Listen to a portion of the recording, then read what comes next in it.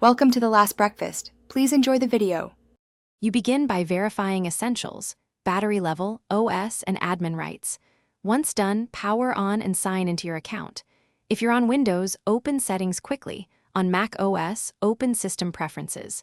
Now move to the network controls. Click the network icon in the system tray or menu bar. Make sure flight mode is visible. This first action unlocks the control state you'll change next. Do not skip directly to hardware switches without confirming the software state. You now perform the core change. On Windows, navigate to Settings, Network, and Internet, then Airplane Mode and switch it off. Wait a few seconds for radios to reinitialize. On Mac OS, use the Wi-Fi menu or network pane to re-enable wireless. Macs rarely label it airplane mode, but toggling Wi-Fi and Bluetooth back on achieves the same result. If the option is absent, check Device Manager or System Report for disabled wireless adapters and enable them. You finish by confirming radios reconnect.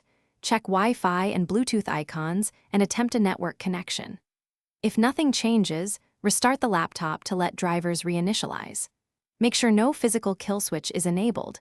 Use the keyboard FN plus the airplane or wireless key to toggle hardware radio switches because software can't override a hardware off. If problems persist, update wireless drivers or perform a network reset. That typically resolves driver conflicts and restores normal wireless behavior.